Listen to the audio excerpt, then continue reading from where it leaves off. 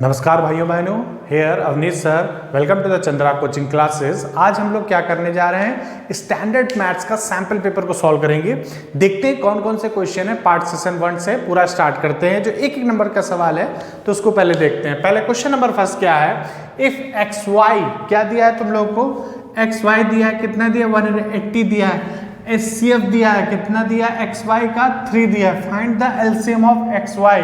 X Y का क्या निकालना है हमें, एलसीएम निकालना है। अब तुम सोचो, हम ये नहीं कहेंगे, इसका बहुत ही शॉर्ट ट्रिक है, कुछ नहीं, एक फॉर्मूला याद करना है तुम्हें। क्या देखना है, HCF into LCM is equal to product of number. समझ गए, ये चीज याद रखनी है। तो एचसीएफ तुम्हें कितना दिया है, तुम लोग को दिया है 3, चिपका दिया उठा के। अब क्या एलसीएम कितना दिया है, कुछ नहीं दिया है तो लिख दिया एज इट इज, यही तो हमें निकालना है। प्रोडक्ट ऑफ नंबर, नंबर क्या है एक्स वाई है, नंबर क्या है तुम्हारे एक्स वाई, इन दोनों का प्रोडक्ट कितना दे रखा है 180 ऑलरेडी इन्होंने गिवन है। तो हमें क्या निकालना है, एलसीएम, एलसीएम 180 डिवाइडेड बाई 3 करेंगे। तो 3 के टेबल में 18 कब आता है, 0 भूल जाओ, 3 के टेबल में 18 कब आता है 6 टाइम। तो 6 को काट देंगे तो यहाँ कितना आ जाएगा 60, मतलब एलसीएम कितना हो गया तुम लोगों का बच्चों 60 हो जाएगा। समझ गए, इसका कोई ट्रिक नहीं है। एग्जाम में अगर ट्रिक लगाओगे तो ट्रिक से नंबर मिल जाएंगे। यही करना है तुम्हें, एग्जाम में क्या करना है, जो बता रहे हैं बस उतना करके चले ना, नंबर पूरे 1 मिल जाएगा। नेक्स्ट क्वेश्चन देखते हैं। क्वेश्चन 1 में इंटरनल चॉइस है, तो इंटरनल चॉइस में जो सेकंड दे रखा है तुम्हें क्वेश्चन, इसके साथ और के साथ क्या दे रखा है, डेसिमल रिप्रेजेंटेशन ऑफ दिस। इसका डेसिमल बताना है, कितनी वैल्यू के बाद लगेगा, ठीक। Will terminate after how many decimal place, कितनी प्लेसेस के बाद हम लोग को डेसिमल लगाना है। तो तुम्हारा सवाल क्या है, ये चीज है। एक चीज याद रखो, इसको समझाने के लिए थोड़ा लॉजिकली हम तुम्हें एक्सप्लेन कर देंगे। भाई क्या चीज़ एक्सप्लेन करना चाह रहे हैं समझना, उसी को देख लोगे तो तुम्हें आधी चीज़ें एक्सप्लेन हो जाएंगी। तो क्या करना है, अगर मान लो कोई नंबर है, ठीक, कोई नंबर है, हमने लिखा 5, हमने कहा 5/10, हमने कहा डेसिमल कितने को आगे लगेगा, तुम्हें बता दोगे 1 0 नीचे, तो सर 1 पॉइंट के बाद हम 0 लगा देंगे, 1 डिजिट के बाद, ठीक। अगर हमने बोला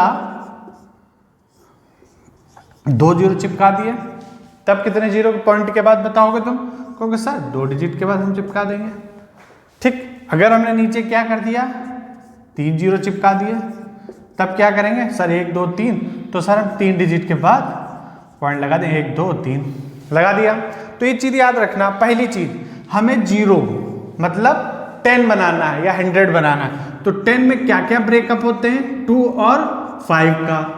2 और 10 किससे मिलकर बनता है, 2 और 5 के मल्टीप्लाई से बनता है, बनता है कि नहीं बनता है, बनता है। अगर इन दोनों का मल्टीप्लाई करने पे, इन दोनों के मल्टीप्लाई करने पे 10 का 0 आ जाता है, तो हमें क्या करना है, डिनोमिनेटर में क्या करना है, हमें 10 बनाना है, 0 का वैल्यू बनानी है।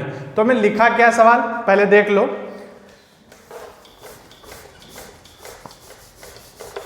ठीक। अब देखो सवाल क्या है, समझो। इसमें लिखा है 14 5 अपॉन 2 की पावर 1 इंटू 5 की पावर 4। अब एक चीज समझो, यहां 5 की पावर 4 है, यहां 2 भी है, तो हमें 2 और 5 मल्टीप्लाई हो जाएंगे, बट दोनों में पावर क्या सेम है, नहीं। अगर हम पावर सेम कर देंगे तो मल्टीप्लाई होकर 0 बन जाएगा। तो पावर सेम करने के लिए हम क्या करेंगे, 2 की पावर 3 से ऊपर मल्टीप्लाई कर देंगे और 2 की पावर 3 से नीचे मल्टीप्लाई कर देंगे, जिससे हमारा क्या हो, क्वेश्चन में कोई चेंजेस नहीं हुआ, सेम इट इज। अगर इसको काटोगे फिर वही बन जाएगा। तो यहाँ देखो, एक 2 की पावर 3 हो गया, यहाँ पे 2 की पावर 1, दोनों को जोड़ोगे 2 की पावर 4 हो जाएगा। तो ये इसको आपस में मल्टीप्लाई कर लो, ये 8 हो जाएगा। जब मल्टीप्लाई करोगे तो कितना आएगा, बोलो 11 11 6, कैसे समझना, 14 5 इंटू 8 अपॉन, अब ये देखना 2 की पावर 4 इंटू 5 की पावर 4 हो गया। अब जब पावर सेम होती है, एक्सपोनेंट में पढ़े होगे, जब पावर सेम होती है तो अंदर का टर्म क्या हो जाता है, आपस में मल्टीप्लाई हो जाता है। तो क्या कर देंगे, इसको आपस में मल्टीप्लाई करोगे क्या आएगा, 11 11 6 6 96 आ जाएगा। ठीक, मल्टीप्लाई करके एक बार देख लेना, ये आएगा। इसको क्या कर देंगे, दोनों को मल्टीप्लाई 10 की पावर 4, कितने डेसिमल के बाद हमारा, अब देखो 10 की पावर 4 मतलब 10 के बाद 1 कितने जीरो हैं, 4 जीरो हैं, कितने डेसिमल के बाद हमारा पॉइंट लगेगा, देखो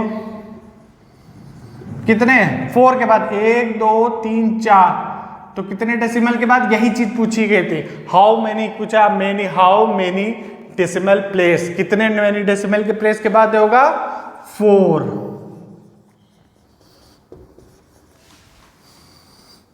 ठीक, समझ गए, नोट डाउन कर लो। अब देखते हैं क्वेश्चन नंबर 2, वेरी इंपॉर्टेंट है, इससे पहले भी बोल चुके हैं, एक एक नंबर सवाल में आते ही आता है, तो इसको थोड़ा कॉन्सेप्ट क्लियर होगा तो आराम से हो जाएगा। यहाँ पे वैल्यू होता है कभी कुछ, इन्होंने बोला the sum of if the sum of the zeros of the polynomial, इसका जीरोस क्या होते हैं पॉलिनोमियल, अल्फा एंड बीटा, कितना दे रखा है, सम ऑफ रूट्स जीरोस कितना दे रखा है इन्होंने, 3 दे रखा है, कितना दे रखा है 3। अब बताओ अल्फा और बीटा को हम लोग क्या लिखते हैं, बताओ, अल्फा प्लस बीटा क्या होता है, माइनस बी अपॉन ए। अब देखो ये कैसे आ गया, ये एक फॉर्मूला होता है, क्या लिखोगे, कोफिशिएंट ऑफ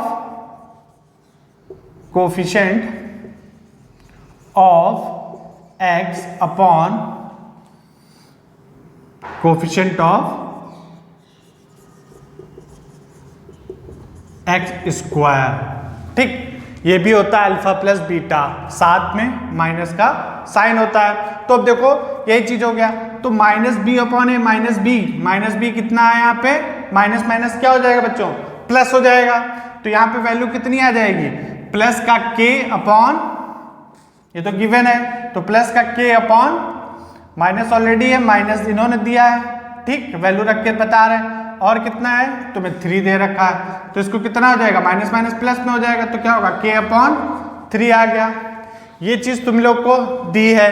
अब क्या है, ये इक्वेशन 2 मान लो, दोनों को अगर इक्वेट कर देंगे, खुद से सोचो, ये भी यहीं पे लिखा है, ये भी लिखा है, तो क्या लिखोगे, k अपॉन 3, तो k की वैल्यू कितनी हो गई, 3 इंटू 3 कितना आ जाएगा, 9। समझ गए, आंसर आ गया। कुछ नहीं करना, वेरी इजी है, ये चीज याद रखना, सम ऑफ में ये होता है और प्रोडक्ट ऑफ जीरोस में क्या होता है, बोलो, c/a होता है। समझ गए, नोट कर लो। ये सवाल देखो, इस पे हमने जो हमारी टारगेट सीरीज चली बेसिक वाले में, मैंने बहुत अच्छे से समझाया है, उसको अच्छे से देख लेना, बहुत ही अच्छे से समझाया है, कैसे कितनी कंडीशन होती हैं, सारी कंडीशन हमने डीपली एक्सप्लेन रखी है। तो इसमें हम नीचे उसका लिंक भी डाल देंगे, तो नीचे आप सर्च कर लेना। तो यहाँ पे देखो क्या, फॉर व्हाट वैल्यू ऑफ के की वैल्यू कितनी होगी, the linear pair of equation दे रखी, 2 इक्वेशन दे रखी, क्या दे रखा है, 3x + y = 3, 6x + ky = 8 दे रखा है। Does not have solution, no solution की इक्वेशन क्या होती है ये बतानी है। पहली चीज, क्या ये हमारी स्टैंडर्ड फॉर्म में है, इक्वेशन स्टैंडर्ड फॉर्म में है, नहीं, इसको पहले स्टैंडर्ड फॉर्म में लिख देते हैं, ax ये हो जाएगा, दूसरी वाली कैसे लिखेंगे, इसको इस साइड ले लेते हैं, तो स्टैंडर्ड फॉर्म बन जाती है। ठीक, अब ये स्टैंडर्ड फॉर्म हो गए। हमारी कंडीशन क्या है, और मेरी जो स्टैंडर्ड इक्वेशन क्या होता है, a1x + b1 + c1 = 0, और ये क्या होगा, a2x + b2y + c2 = 0। ये दोनों कंपेयर, इन दोनों को कंपेयर करेंगे तो a1 की वैल्यू कितनी हो गई, इन दोनों को कंपेयर करेंगे, a1 की वैल्यू कितनी हो गई, 3 हो गई, a2 की वैल्यू कितनी हो गई, b1 की वैल्यू कितनी हो जाएगी, बोलो 1, कुछ नहीं है यहाँ पे, b1 की यहाँ पे y की जगह क्या है, कुछ नहीं है, c1 की कितनी हो जाएगी, -3 हो जाएगा। उसी तरह इधर वाले को कंपेयर करेंगे तो कितना होगा, a2 कितना हो जाएगा तुम्हारा 6, b2 कितना हो जाएगा, कितना हो जाएगा बोलो 6 हो जाएगा, और b2 कितना है तुम्हारा k, और c2 कितना है तुम्हारा -8। ये k की वैल्यू में निकालनी है, समझना, ये k की वैल्यू निकालनी है। अब नो सोल्यूशन की कंडीशन क्या होती है, a1 upon a2 = b1 upon b2 c1 upon C2 does not equal to C1 upon C2। ये रेशियो बराबर होते हैं। सबकी वैल्यू उठा के इस पे रख दो। A1 कितना है 3, A2 कितना है 6 इज इक्वल टू B1 कितना है 1, B2 कितना है K। ठीक, अब इन्हीं से कहीं K की वैल्यू आ जाएगी, उसको मत लो, जब कंडीशन में है ही नहीं तो उसको मत लेते हैं हम। इसी से K की वैल्यू आ जाएगी, क्रॉस मल्टीप्लाई K को इस साइड कर दो, 6 इधर आ जाएगा, 3 इधर आ जाएगा, कैंसिल आउट हो जाएगा, चिपक जाएगा, तो कितना आ जाएगा 2। K की वैल्यू कितनी आ जाएगी 2। आंसर नोट कर लो।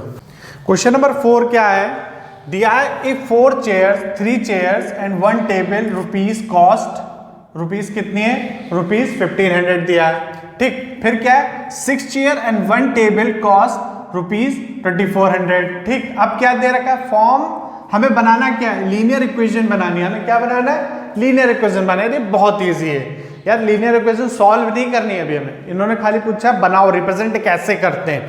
तो उसको देखो पहले क्या है, हमें 3 चेयर और 1 टेबल की कॉस्ट पता है। ठीक, क्या हमें 1 चेयर की कॉस्ट पता है नहीं, क्या 1 टेबल की कॉस्ट पता है नहीं, तो पहले उसको हम कुछ मान लेते हैं। क्या मानते हैं एक्स या वाई फॉर्म में। तो पहले क्या करेंगे, let cost of 1 chair rupees X, X मान ली। उसी तरह let cost of 1 table rupees Y, cost of 1 chair इतनी और कॉस्ट ऑफ 1 टेबल वाई हो गया। अब इक्वेशन पहली क्या बनेगी उसी के अकॉर्डिंग टू क्वेश्चन कर दे, अकॉर्डिंग टू क्वेश्चन, क्वेश्चन के अकॉर्डिंग क्या बन पाएगा समझो। पहला क्या बनेगा, कितनी चेयर है, 1 चेयर की कॉस्ट कितने हैं x है। अगर 3 चेयर लेंगे तो क्या 3 से मल्टीप्लाई कर देंगे, यही तो करते हैं। तो क्या करेंगे 3x प्लस 1 टेबल है तो 1 टेबल की कॉस्ट कितनी है y, कितना टोटल रुपया लगा रहे हैं हम 1500। समझ गए, एक इक्वेशन हमारी बन गई। फिर दूसरी देखो 6 टेबल, 1 टेबल की चेयर कितने रुपए की है टेबल x रुपए की है, तो 6 कितनी होंगी 6x, और क्या है 1 टेबल की बात करें तो y is equal to rupees 2400। तो ये 2 इक्वेशन बननी थी, तुम लोग की बन गई, यहीं पे छोड़ देना पूरे मार्क्स मिल जाएंगे। ठीक, नेक्स्ट देखते हैं। अब देखते हैं क्वेश्चन नंबर जो होगा 5th तुम्हारा। ठीक, इसको देखो बहुत ही इजी सवाल, बताओ स्टैंडर्ड का पेपर है, सैंपल पेपर, इतने इजी सवाल आए हैं। इसमें क्या है, which term of an AP दे रखी, क्या दे रखी 27, 27, 24, 21। हमें क्या है पहला टर्म डिफरेंस निकालना है। पूछा इन्होंने क्या है, जीरो कौन सा टर्म होगा, जीरो कौन सा टर्म होगा, मतलब जीरो क्या दे रखा है तुम्हें, nth टर्म दे रखा है। ठीक, हमें निकालना क्या है, n की वैल्यू निकालनी है। क्या निकालना है, n की वैल्यू निकाल, डायरेक्ट फॉर्मूला अप्लाई करते हैं। जिन लोगों ने इस वीडियो को मेरी इसमें प्लेलिस्ट पे है अर्थमेटिक प्रोग्रेशन, वहां पे जरूर देख लो, तो सारी चीज तुम लोग के डाउट जितने क्लियर हो जाएंगे इसको देखने से पहले। तो देखो क्या है इसमें, हमने क्या किया, a कितना है, फर्स्ट टर्म कितना हो गया तुम्हारा 27, डिफरेंस कितना है, डिफरेंस क्या होता है second term minus first term, तो 424 कितना है माइनस का 3 आ गया, हो गया। अब क्या पूछा है, जीरो कौन सा nth टर्म, लास्ट टर्म तुम्हें ऑलरेडी दे रखा है, पूछा जीरो, जीरो दे रखा है। ठीक, हमें निकालना क्या है, n की वैल्यू निकालनी, चिपका लो फॉर्मूला में पता है, nth term is equal to a plus n minus 1 into D, ये तो होता है, सारी वैल्यू पता है, पुट कर दो। तो इसकी वैल्यू क्या होगी 0, a की वैल्यू कितनी होगी 27, ठीक, n माइनस 1, d कितना है माइनस का 3 हो गया। ठीक, तो इसको 27 को इधर ले लेंगे, अगर 27 को इधर लेंगे तो माइनस का 27, और ये जब इससे मल्टीप्लाई होगा एज इट इज ही रुकता रह रहा हूं, माइनस का ये भी हो जाएगा। ठीक, ऑलरेडी है माइनस का n माइनस 1 हो जाएगा। ठीक, इसको क्या करें नीचे साइड में ले आए, तो माइनस 27 डिवाइड बाई 3 माइनस का, तो माइनस से माइनस कैंसिल, 3 के टेबल में 27 आता है, जी सर आता है, कब 9 बार में आ गया, तो 9 इज इक्वल टू हो जाएगा n माइनस 1, तो n इज इक्वल टू कितना हो जाएगा 9 प्लस 1, कितना होगा 10 की वैल्यू, n की वैल्यू कितनी हो जाएगी 10 आएगी। समझ गए, नोट डाउन करो। नेक्स्ट देखते क्वेश्चन नंबर 5 में इंटरनल चॉइस थी, उसका सेकंड पार्ट क्या है। जो इंटरनल चॉइस में है या तो वो करो या फिर ये करो, दोनों इजी हैं, दोनों तुम्हारे लिए इजी थे, दोनों में से कुछ भी कर सकते हो। दिखा है इन एन एपी, कोई एपी सीरीज दे रखी जिसमें डी एन ये सब दे रखा है, ए पूछा गया, सारी चीज तो दे रखी, तुम्हें करना ही क्या है, खाली फॉर्मूला पता होना चाहिए। डायरेक्ट देखो बच्चों फॉर्मूले पे आया सवाल, समझ लो, फॉर्मूला याद कर लो, डायरेक्ट फार्मूला लिखना है। जब डायरेक्ट फार्मूला लिखा, हमें ए एन की वैल्यू इन्होंने दे रखी है 4 लिख दिया, ए हमको चिपकाना है मतलब निकालना है, एन की वैल्यू 7 दे रखी है, डी कितना दे रखा माइनस का 4, इसको सॉल्व करना ही तो है, तो ये पता है। अब देखो क्या करेंगे, इसको थोड़ा सॉल्व करते हैं। 4 इक्वल टू ए प्लस ये हो जाएगा 6 इंटू माइनस का 4, तो ये कितना हो जाएगा माइनस का 24 हो जाएगा। 6 4 24 माइनस का, तो इसलिए माइनस का हो जाएगा। माइनस को उस साइड ले लेंगे तो ए इक्वल टू कितना आ गया 4 प्लस 24, तो कितना हो जाएगा 28। ए की वैल्यू कितनी हो जाएगी 28 हो जाएगी। समझ गए, ना समझे हो तो बताओ, है गुड, समझो। नेक्स्ट क्वेश्चन नंबर 6 क्या है, देखो लिखा है फॉर व्हाट वैल्यू ऑफ के, के की वैल्यू बताओ, कौन सी वैल्यू ऐसी होगी के की जब इक्वेशन क्या दिखी 9x² plus 6kx plus 4 is equal to 0 दे रखी क्वाड्रेटिक इक्वेशन, जब उसके रूट्स क्या हो इक्वल। कंडीशन डिस्क्रिमिनेंट की कंडीशन क्या होती थी, d इज इक्वल टू क्या होता था b² माइनस 4ac होता था। जब रूट इक्वल होते थे तो d की वैल्यू क्या होती थी 0 हो जाती है, तो क्या हो जाएगा b² minus 4ac is equal to 0, ये कंडीशन होती है जब रूट इक्वल होते हैं। सारी वैल्यू यहां से कोऑर्डिनेट कर लो। कैसे करोगे, देखो हमें स्टैंडर्ड फॉर्म ऑफ इक्वेशन क्या पता है, यही तो होती है स्टैंडर्ड, कॉपी कर लो।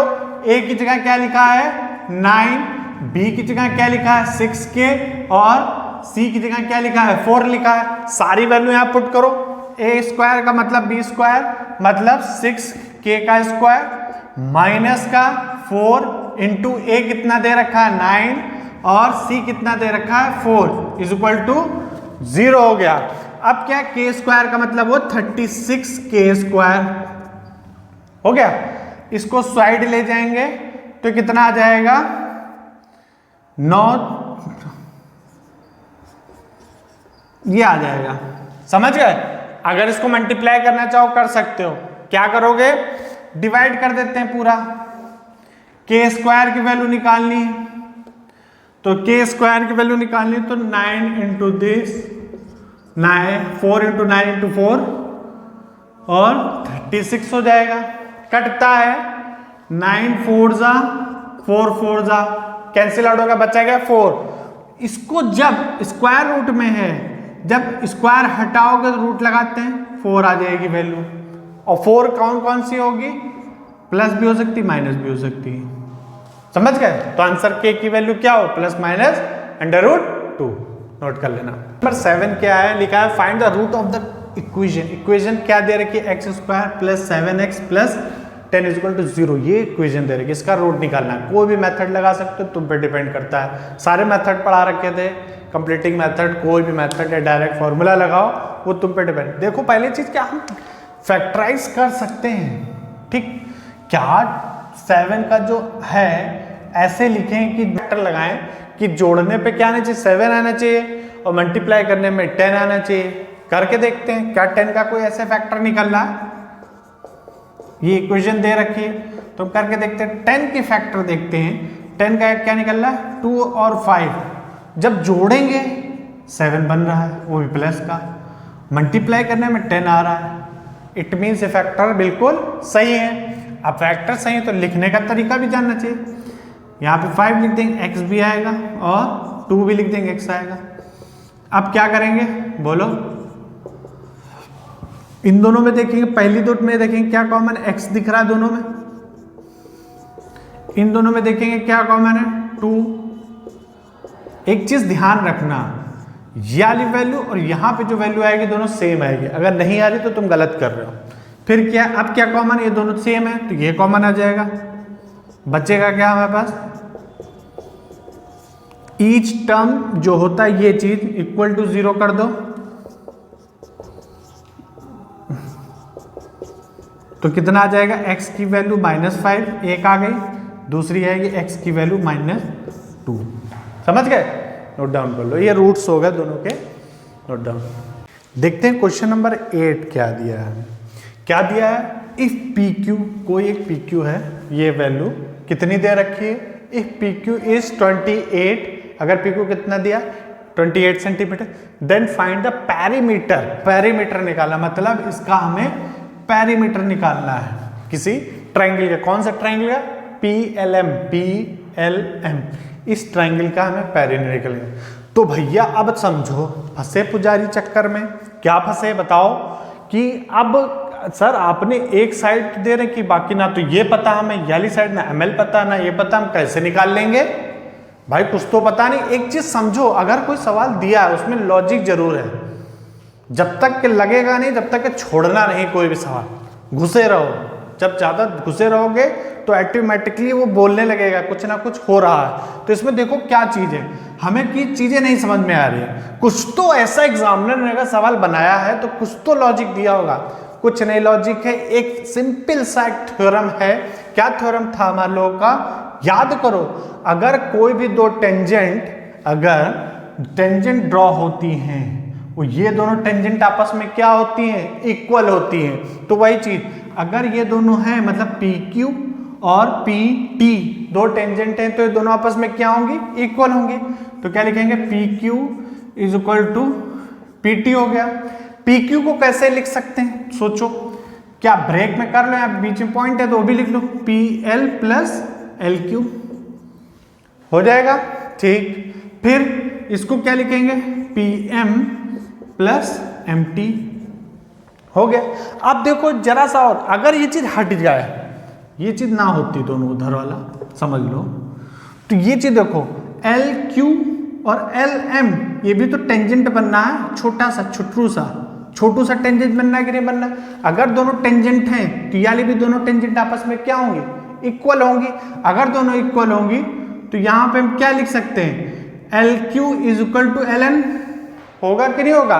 उसी तरह ML is equal to MT, तो इसकी जगह पे हम क्या लिख सकते हैं, ये चीज लिख सकते हैं, तो लिख के देखते हैं, LM इज इक्वल टू हो जाएगा MN, ठीक। और क्या होगा, PM प्लस MT की जगह क्या लिखेंगे हम लोग, MN हो जाएगा। रीजन क्या लिखेंगे, दोनों टेंजेंट है तो लिखोगे QL is equal to LM and MN is equal to हो जाएगा MT। ये टेंजेंट का होता है, ये चीज समझ में आ गया हमारे पास, तो इसको हम यहीं पे एज इट इज रोक लेंगे। अब क्या है, ट्रायंगल का, अगर हम किसी भी ट्रायंगल की बात करते हैं तो ट्रायंगल, किसका ट्रायंगल निकालना है, PLM, इसका पेरीमीटर क्या होगा बताओ, सारी सम साइडों का सम क्या होता है, पेरीमीटर होता है, तो सारी साइडों का सम कर लेते हैं, तो क्या लिखेंगे, PL या M, ठीक।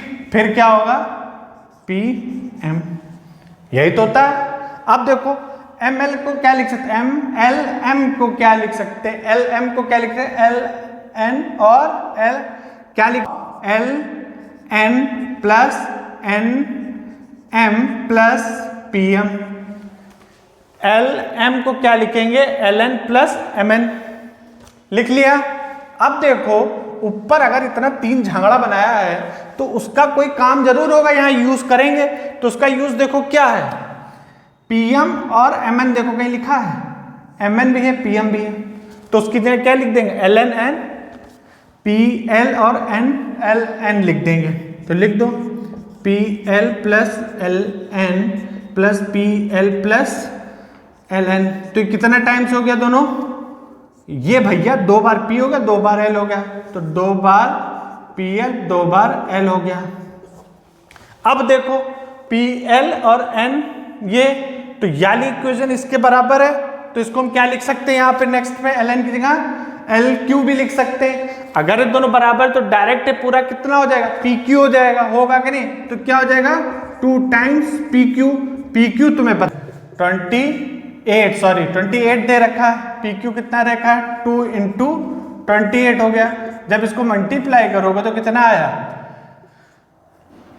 56 सेंटीमीटर आ जाएगा तुम लोग का आंसर। बस कुछ करना ही नहीं था, लॉजिक समझ लो, बस हो गया। नेक्स्ट क्वेश्चन नंबर 9 है जिसमें इंटरनल चॉइस भी है। तो पहला जो क्वेश्चन है इसमें क्या, इफ टू टेंजेंट, कोई दो टेंजेंट बनी है तो क्या करेंगे, कोई सर्किल ले लिया हमने, ठीक, इस पे हमने दो टेंजेंट बना दी, जो कितना एंगल बना रही है 60 का एंगल बना रही है। समझ लेना, are drawn to the circle of radius, उनका रेडियस दे रखा है इन्होंने, कितना दे रखा रेडियस 3 सेंटीमीटर ये है तो 3 सेंटीमीटर ये भी होगा, यहां से ओ सेंटर मान लेते हैं हम, ठीक। अब क्या पूछा गया, लेंथ ऑफ टेंजेंट, तो हमने बता रखा जब ऐसे कोई बनाया था दोनों की टेंजेंट क्या होती है, इक्वल होती है, पहली चीज। और हम इससे क्या करेंगे, यहां से एक लाइन को ज्वाइन कर देंगे सेंटर पे, वो क्या करेगा एंगल को बाइसेक्ट कर देगा, वो क्या करेगा एंगल को बाइसेक्ट कर देगा। तो अगर 60 था तो 30 में क्या हो जाएगा, आपस में डिवाइड हो जाएगा। तो कौन सा, मान लो ये P है, ये Q है, ये R हो जाएगा। तो हम ऊपर वाला ट्रायंगल ले लेते हैं, ट्रायंगल PQO इसमें लेते हैं। तो एक चीज समझो, तुम्हें क्या निकालना है, अब ये एंगल भी बनाता है, समझ लेना, और ये एंगल भी 90 बनाता है। कितना एंगल बनाएगा, एक चीज याद रखना, टेंजेंट से किसी भी टेंजेंट पे रेडियस से एंगल कितना बनाएगी 90 डिग्री बनता है। किसी भी टेंजेंट पे रेडियस जो होता है ऑलवेज परपेंडिकुलर होता है, तो ये एंगल हो जाएगा 90 डिग्री। अब तुम समझो अगर ये 90 डिग्री है तो एक चीज हमें पता है साइन, एक चीज समझो, ये ट्रायंगल जो बन के आ रहा है हमारा ऐसे कुछ बना है, ये 90 डिग्री हो गया और ये हमारा हो गया O, ये हो जाएगा Q और ये हो जाएगा तुम्हारा P, ऐसे कुछ बना है, ठीक। तो अगर ये बना है तो ये एंगल तुम P वाला दिया है, ये 30 दे रखा है, कितना दे रखा है 30। अब निकालना हमें क्या है PQ, यानी वैल्यू निकालनी है। तो परपेंडिकुलर अपॉन बेस कुछ होता है, एंगल के सामने वाला क्या होता है परपेंडिकुलर हो जाएगा, और बेस क्या हो जाएगा ये हो जाएगा। तो परपेंडिकुलर अपॉन बेस किसका फॉर्मूला होता है, पंडित बद्री प्रसाद हर हर बोल, ये तुम्हारा होता है, इसको समझाएंगे। तो पंडित साइन बेस, तो 10 वैल्यू लगा लो, 10 60 लगा लो 30, तो 10 30 क्या हो जाएगा परपेंडिकुलर अपॉन बेस। तो परपेंडिकुलर कितना हो गया तुम्हारा OQ, और ये हो जाएगा फिर PQ, देखते हैं फिर PQ परपेंडिकुलर अपॉन बेस। तो ये 10 की वैल्यू ये होता है साइन, ये होता है कॉस, ये होता है 10, ये याद कर लो, पंडित बद्री प्रसाद हर हर बोल, ठीक। अब देखो PQ तुम्हें पता है 3 अपॉन PQ कितना है तुम्हें पता करना है, और ये इसकी वैल्यू कितनी होती है बोलो, √1 अपॉन √3 इसकी वैल्यू होती है। अब क्या क्रॉस मल्टीप्लाई कर दो तो QPQ is equal to 3√3, answer आ जाएगा। दोनों पूछा गया है तो दोनों इक्वल होती हैं, तो PR भी कितना होगा सेम इट इज हो जाएगा। नोट कर लो, कुछ है नहीं, थोड़ा लॉजिकली सोचना है बस, क्योंकि यहाँ पे ट्रिग्नोमेट्री लगेगी, ये तुमको हम पढ़ाएंगे एक लेक्चर में सही से। नेक्स्ट क्वेश्चन नंबर जो 9 है, इसमें इंटरनल चॉइसेस में क्या सवाल है, PQ is a tangent of a circle with centre O, एक सेंटर है P और Q क्या है टेंजेंट है सर्किल का विद सेंटर O, ठीक। P और Q इज द, ठीक, at a point P, centre O at a point P, point P से O है, तो पॉइंट P ये हो गया, ये हमने सेंटर जोड़ दिया, और ये क्या है कोई एक P और Q बना है, ये Q हो जाएगा। फिर क्या पूछा गया, इफ ट्रायंगल OPQ तो जोड़ना पड़ेगा, इज आइसोसेलेस ट्रायंगल, मतलब याली साइड और याली साइड क्या हो जाएगी इक्वल हो जाएगी। आइसोसेलेस ट्रायंगल का मतलब क्या है, दो साइडें क्या होती इक्वल होगी। देन फाइंड, हमें बताना क्या है ये वाला एंगल बताना है क्या होगा। अगर ये एंगल पता होगा तो ये भी पता चल जाएगा, दोनों आपस में इक्वल होंगे। तो एक चीज समझो, एक लॉजिकली सवाल हमने बता रखा था, रेडियस से अगर कोई भी टेंजेंट पास होती है, रेडियस को टच करते हुए, कोई भी सर्किल्स को टच करते हुए रेडियस पे आती है, तो रेडियस से जो टेंजेंट होती है टच वाले पे एंगल कितना बनाती है, 90 डिग्री बनाती है। तो ये तो एंगल हमें पता चल गया है कितना होगा, 90 डिग्री होगा। होगा कि नहीं होगा? अब तुम खुद सोचो, अगर ये 90 होगा तो बाकी तो पता ही चल गया, दोनों x x मान लो, ये भी x मान लो, इसको भी x मान लो, आराम से निकाल सकते हैं। आइसोसेलेस ट्रायंगल है, तो इन ट्रायंगल OPQ क्या होता है, angle P plus angle Q plus angle O is equal to कितना सम होता है, हमें पता है, sum of triangle sum property of a triangle जानते हो, ठीक। Angle sum property of a triangle 180 degree होता है। तो P कितना दे रखा है, तो 90 दे रखा है इन्होंने, और ये कितना हो गया x, ये भी कितना हो जाएगा x is equal to 180 degree. 90 को side 2x is equal to कितना हो जाएगा 180 डिग्री माइनस 90 हो जाएगा, तो 2x इज इक्वल टू हो जाएगा 90 डिग्री। तो x इज इक्वल टू कितना हो जाएगा 90 डिवाइड बाई 2 हो जाएगा, कैंसिल आउट करो कितना आ गया 45 डिग्री आ गया। x की वैल्यू कितनी आ जाएगी 45। तो यही एंगल पूछा गया था, कितना आ रहा 45, ये भी होगा 45, ये भी होगा। तो क्या लिखोगे, angle OQP is equal to 45, answer. बहुत ही इजी सवाल था, ये फर्जी दे रखा था तुम्हें सर्किल, और कुछ नहीं है, सीधे सीधे आइसोसेलेस ट्रायंगल था, दो एंगल इक्वल होते हैं। बस देने का मतलब ये था कि ये 90 नहीं बता पाते अगर ये चीज नहीं बताते, समझ रहे? तो 90 बताने के लिए ये चीज बनाई गई, टेंजेंट बना है, सर्किल बना है, रेडियस पे है, हमें इतना पता है, कॉन्सेप्ट क्लियर है, थ्योरम कि 90 बनाता है टेंजेंट को और उन दोनों के बीच में, रेडियस के बीच में, समझ गए? तो ये सेक्शन आज खत्म करते हैं, इसके बाद के फर्दर जो होंगे नेक्स्ट क्लासेस में इसके आगे का सॉल्व कराते रहेंगे। If you like this lecture तो प्लीज़ सब्सक्राइब करिए, ज़्यादा से ज़्यादा लोगों में इसको शेयर करिए, और भूलिएगा नहीं, press the bell icon for the notification को जानने के लिए बेल आइकन जरूर दबाइएगा। Thank you so much, bye bye, take care, जय हिंद, जय भारत।